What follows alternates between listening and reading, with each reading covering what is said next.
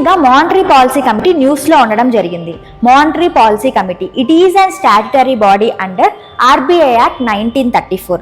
దీన్ని finance act 2016 ద్వారా reserve bank of India act 1934ని అమెండ్ చేసి మానిటరీ పాలసీ కమిటీని ఎస్టాబ్లిష్ చేశారు.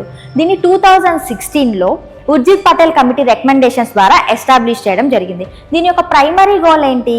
బెంచ్ మార్క్ పాలసీ ఇంట్రెస్ట్ రేట్ని ఫిక్స్ చేయడం in order to curb inflation. ఇందులో ఓవరాల్గా 6 మెంబర్స్ ఉంటారు.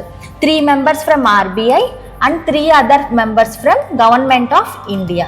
సో ఆర్బీఐ మెంబర్స్గా RBI governor, deputy governor and 1 member nominated by RBI board.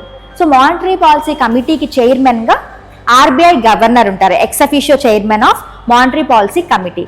So వీళ్ళు every year at least 4 times meet అవ్వాల్సి ఉంటుంది. సో ఈ మీటింగ్ యొక్క క్వారం 4 మెంబర్స్ ఉండాలి. అండ్ మానిటరీ పాలసీ కమిటీ యొక్క డెసిషన్స్ అనేవి ఆర్బీఐ మీద బైండింగ్ ఇన్ నేచర్. సో ఈ డెసిషన్స్ని ఓటింగ్ ప్రకారం తీసుకుంటారన్నమాట. మెజారిటీ ఓట్ వచ్చేసి 4 votes. ఇన్ కేస్ టై అయినట్లయితే ఆర్బీఐ గవర్నర్కి ఎక్స్ట్రా ఓటింగ్ ఉంటుంది. బికాస్ ఈచ్ మెంబర్కి సింగిల్ ఓట్ని అలొకేట్ చేశారు. ఓన్లీ ఆర్బీఐ గవర్నర్కి మాత్రమే ఎక్స్ట్రా ఓటింగ్ అనేది ఉంటుంది అనమాట. సో దీనిన్న పీవైక్యూ ఏంటో చూద్దాం. Which of the following statement is or correct regarding the monetary policy committee? First statement, it decides the RBI's benchmark interest rate. Correct statement. It is a 12-member body including the governor of RBI and is reconstituted every year. Wrong statement because indulo 6 members untaru.